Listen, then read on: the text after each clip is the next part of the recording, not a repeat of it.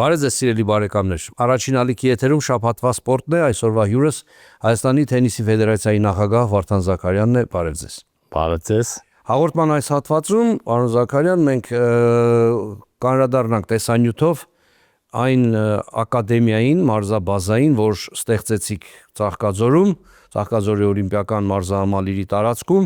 եւ ֆեդերացիայի նախագահ դառնալուց հետո շատ աշխուժացավ թենիսը որպես այդպեսին Հայաստանում։ Տեսանյութը դիտենք եւ ես բազմաթիվ հետաքրքիր հարցեր ունեմ ձեզ, պիտի հուսամ անկեղծ պատասխաններ, խնդրեմ։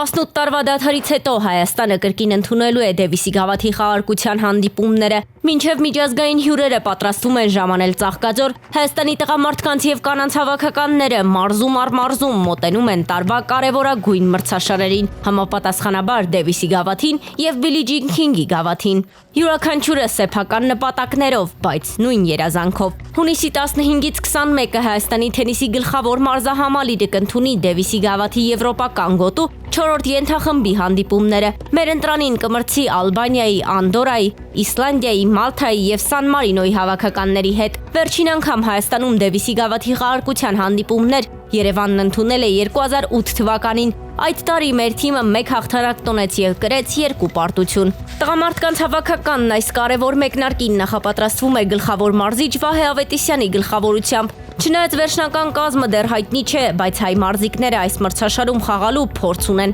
Անցած տարի Հյուսիսային Մակեդոնիայի մայրաքաղաք Սկոպիեում կայացած մրցաշարը բարդ, բայց կարևոր փորձություն դարձավ Հայաստանի տղամարդկանց հավաքականի համար։ Հայ թենիսիստները մրցեցին ավելի փորձառու մրցակիցների հետ եւ թեև չկարողացան հասնել ցանկալի արդյունքի, այնուամենայնիվ ստացան միջազգային կարևոր փորձ, որը կարող է վճռորոշ նշանակություն ունենալ արդեն տնային մրցաշարում։ Չնայած տղամարդկանց հավաքականի ձախողմանը կանանց հավաքականը նախորդ տարի բարձրացրեց հայկական թենիսի հեղինակությունը միջազգային հարթակներում։ ԳՆ Մովսիսյանի գլխավորած թիմը հաջող ելույթ ունեցավ Բիլի Ջին Քինգի գավաթի մրցաշարում, հաղթելով իր ենթախմբում։ Հայաստանի ընտրանին առավելության հասավ Սան Մարինոյի, Անդորայի եւ Մալթայի հավաքականների նկատմամբ։ Հատկապես տպավորիչ էր Մալթայի դեմ վերջին հանդիպումը, որտեղ Ալինա Սողոմոնյանն ու Անի Ամիրաղյանը հաղթանակներ տարան մենախաղերում, ապահովելով թիմի ընդհանուր հաջողությունը։ Այդ արդյունքների շնորհիվ Հայաստանի հավաքականը ավելի բարձր խմբում պայքարը շարունակելու հնարավորություն ստացավ,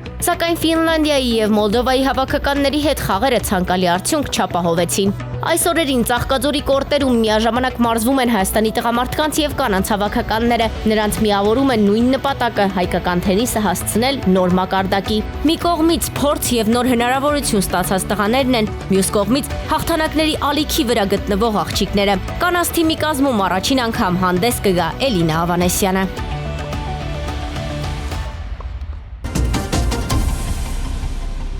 Վերադառնում ենք տաղավար եւ միանգամից հենց բազայով էլ սկսենք։ Կար ժամանակ, երբ մենք իրար հարցնում էինք, ինչու մենք թենիսիստ չունենք լավ թենիսիստ, ու պատասխանը այնքան պարզ էր, գոնե մասնագետների մեզ համար, որ երկար մտածելու կարիք չկար, որտեղ բազա չունենք, որտեղ կորտեր չունենք։ Մինչև այս ձեր ստեղծած մարզաբազան, ուրեմն հանգիստ կարող եմ 4 կամ 5 մատից վրա հաշվել համալսարանի դիմացի Արարատ ակումբի կորտերը, այսպես Օրանժի համալիրի կորտերը Հրազդան ստադիոնի մոտ, Գյումրիում 2-3 կորտ, ֆիզիկայի ինստիտուտի կորտերը եւ 1 թե 2 կորտ Վանաձորում։ Ծիծաղելի է, ասենք, միամտություն է կարծել, թե այսպիսի բազայով հնարավոր է թենիս ունենալ։ Մեր բոլոր ժամանակների լավագույն թենիսիստ Հայաստանի Սարգիս Սարգսյանը թենիսիստ դարձավ, որովհետև այսպես ռիսկի գնաց Միացյալ Նահանգներում վարկ վերցրեց այն ժամանակ ու ստացվեց 9 թե 10 տարի Սարգիսը լավագույն 100-ակում էր եւ դա փառահեղ արդյունք էր։ Բայց հետո թենիսը շատ փոխվեց, թենիսը անչափ թանկացավ, մարզիչը թանկացավ, կորտը թանկացավ, մրցաշարերը ավելացան, այդ մրցաշարերի մասնակցելը թանկացավ, անընդհատ տոմսեր, տեղափոխություն, հյուրանոց եւ այլն։ Այսքան բանը գիտեիք, երբ որոշեցիք այսպես տեխնազություն դնել ֆեդերացիայի նախագահ դառնալու։ Վստահ եմ, որ զրոյականից չէիք գա, վստահ եմ, որ խոր ուսումնասիրած կլինեիք եւ մտավախություն չկար, որ բեռը շատ ծանր կլինի։ Պարոն Գիլյան, շնորհակալ եմ հրավերի համար։ Նախ դուք որ հաստատ շատ լավ գիտեք, թե իմ ընտանիքի ինչքան սպորտային ընտանիք է։ Այո։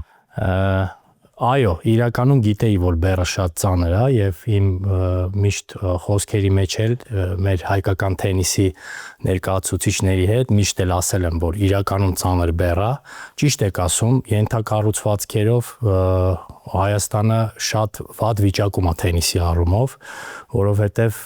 իրականում շատ քիչ կորտեր ունենք մենք, իսկ եթե հնարավորություն չկա, այսինքն դաշտ չկա, կորտ չկա, որպեսզի երեխեքը մարզվեն, պարապեն, արդյունք ստանալը, այո, գրեթե անհնար է։ Ինչ վերաբերվում է Ծաղկաձորի մարզային բազային, այո, մենք այնտեղ 9 գրունտային բացօթյա եւ 4 փակ հարթ կորտեր կառուցեցինք, եւս պետքա կառուցենք 2 հարթ կորտեր, էլի փակ, որպեսզի ինքը կարողանա սպասարկել ավելի շատ թենիսիստի։ Ուզում եմ ասել, որ ամբողջը կառուցվել է միջազգային ստանդարտներով եւ հիմա այնտեղ տարեկան կտրվածքով մենք շատ միջազգային մրցաշարեր ենք անցկացնում։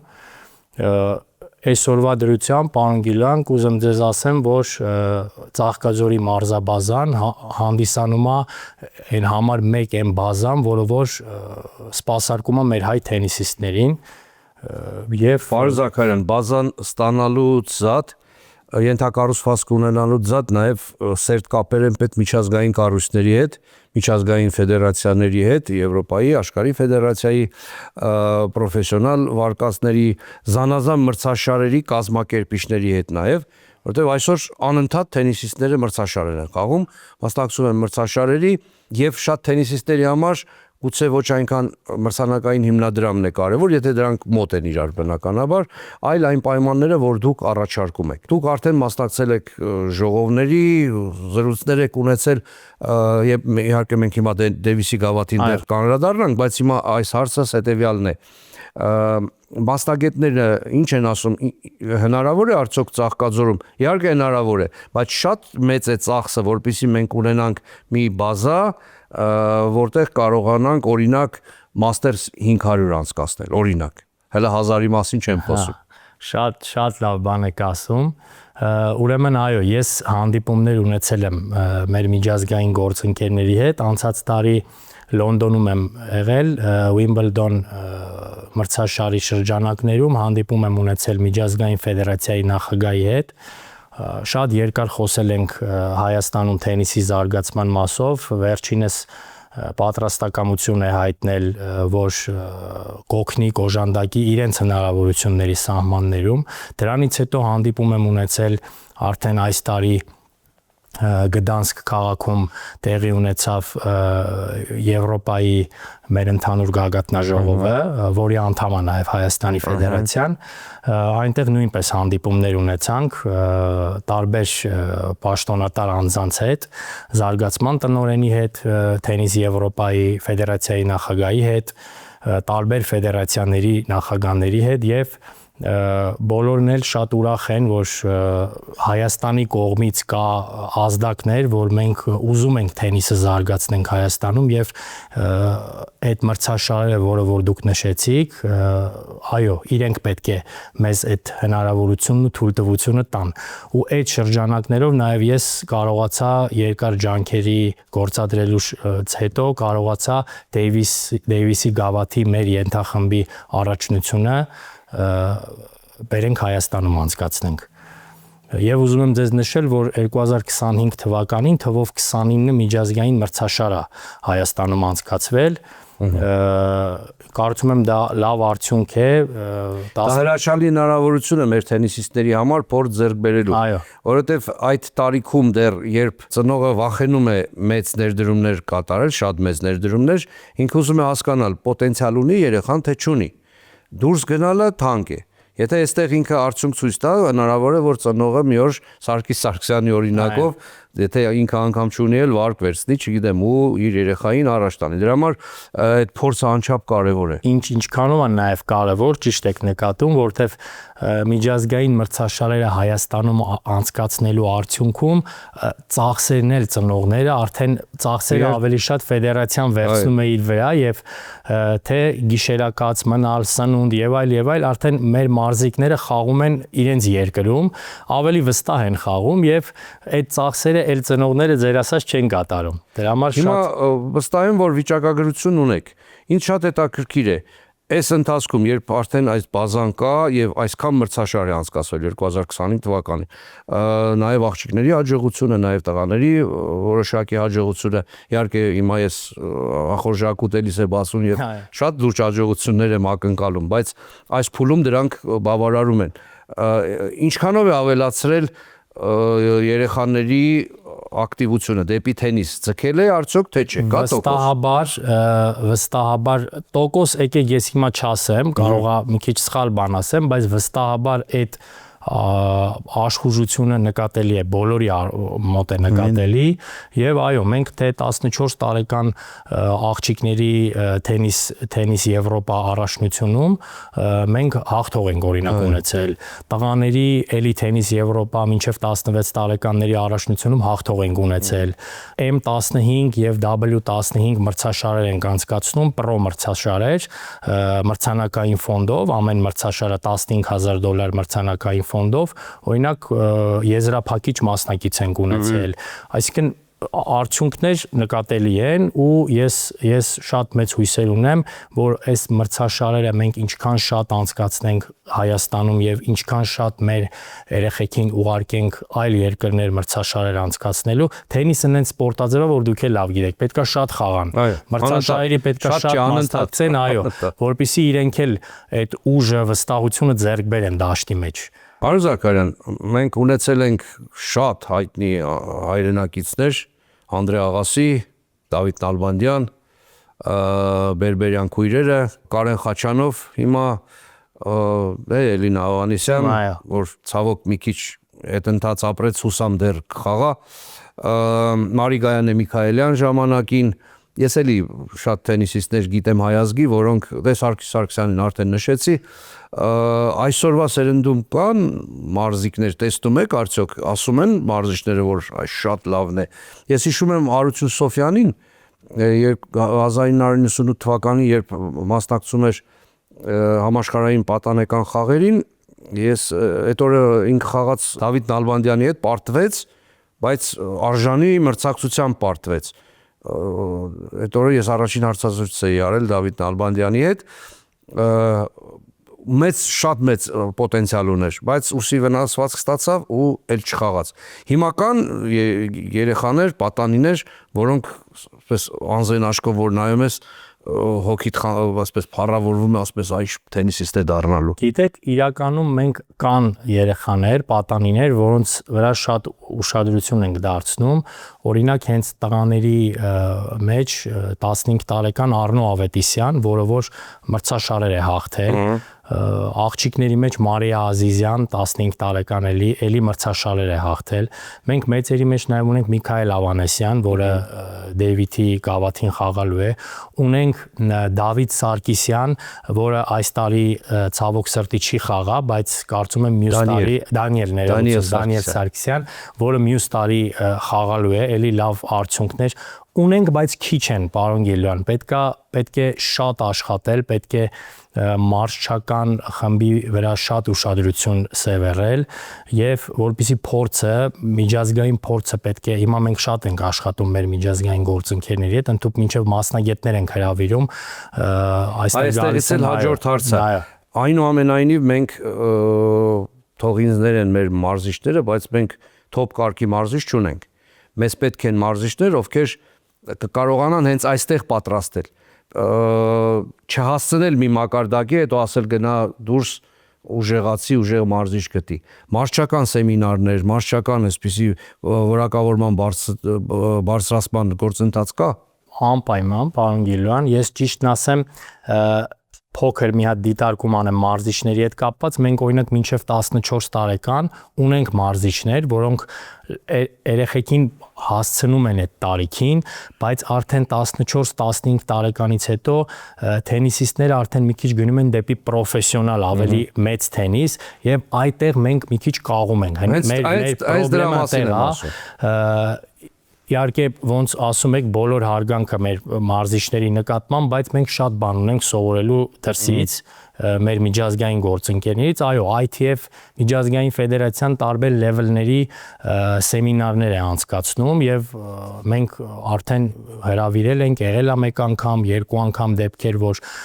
միջազգային ֆեդերացիան մեզ մասնագետներ ուղարկել այստեղ սեմինարներ են անցկացրել ու դա շարունակական է լինելու, որը վստահաբար օգնելու է մեր Շատ բարի, հիմա գանք կարևոր թեմայի, այսպես ենթակառուցվածքային առումով ինչ խնդիրներ կան, արդյոք ամեն ինչ արդեն հարթել եք, լուծել եք, քանի երկիր է մասնակցելու եւ բնականաբար ինչ թիմով է մասնակցելու Հայաստանի հավաքականը։ Ուրեմն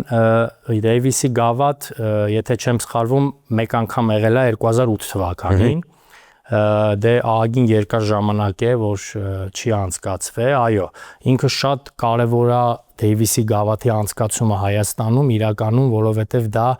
եւս մեկ անգամ մեր հայկական թենիսը ճանաչելի է դառնում ամբողջ աշխարհում, հա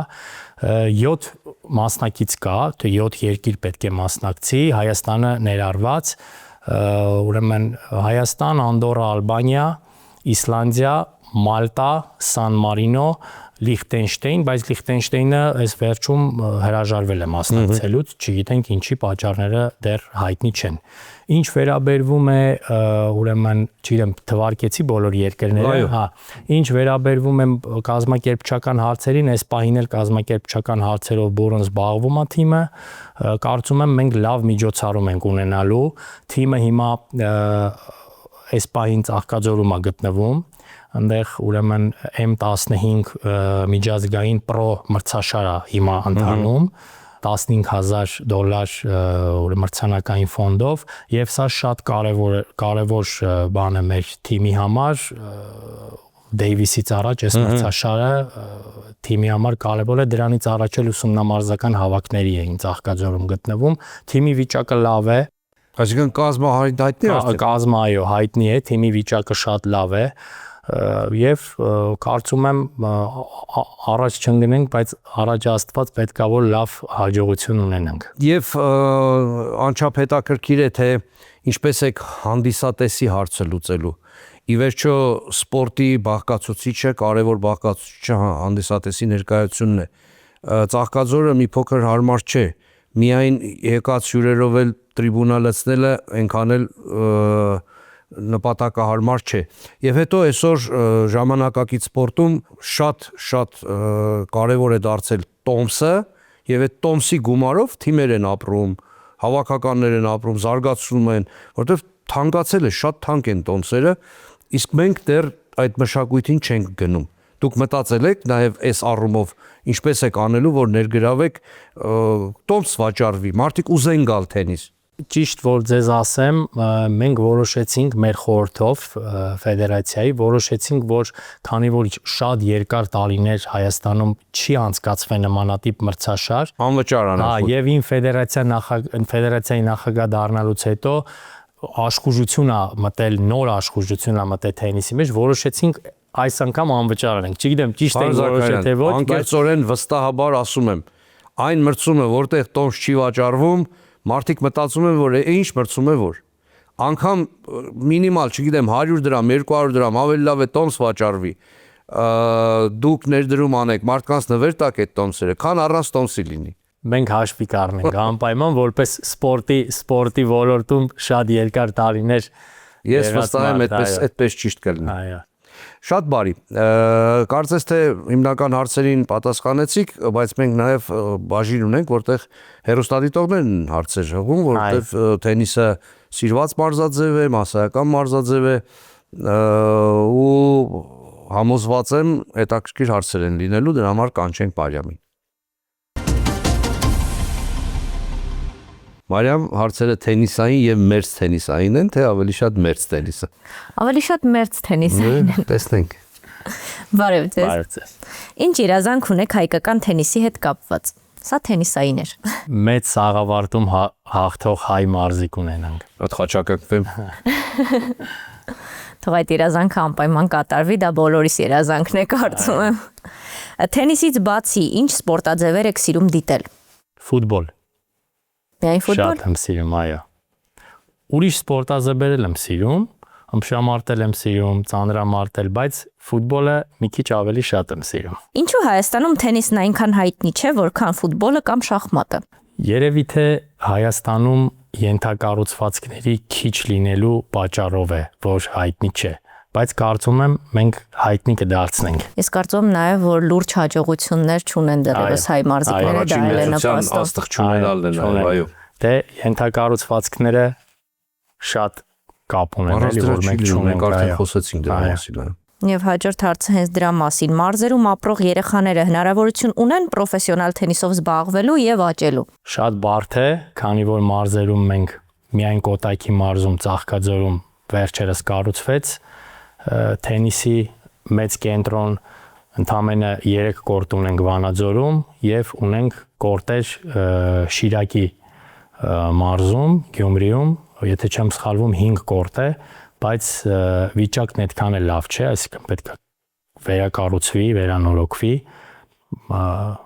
Խնդիր ունենք մարզերում, նույնպես խնդիր ունենք։ Իսկ ծրագիր ունեք ենթակառուցվածքների։ Այո, միանշանակ, բայց Երևանում ունենք մի հատ լավ ծրագիր, տեսնենք, չեմ ուզում հիմա բարձրաձայնեմ, տեսնենք Երևանից հետո արդեն զուգահեռաբար նաև մարզերում կանցնենք ենթակառուցվածքների նոր կառուցմանը եւ եղածների վերանորոգմանը։ Եվ վերջին հարցը. Եթե հնարավորություն ունենայիք մեկ հայտնի թենիսիստի հրավիրել Հայաստան, ում կընտրեիք։ Թող մեր հայերը չնեղանան, բայց կընտրեի Ռաֆա Նադալին։ Լավ, շնորհակալ եմ շատ անկեղծ պատասխանների համար։ Շնորհակալություն, պարոն Զաքարյան, տա Աստված, որ Դևիսի գավաթը բարձր մակարդակով անցկացնեք եւ հետո իրականանան ձեր ու հեռուստադիտողների բոլոր նվիրական երազանքները։ Վարդան Զաքարյանն էր հյուրս, Հայաստանի Թենիսի Ֆեդերացիայի նախագահ։ Ցտեսություն։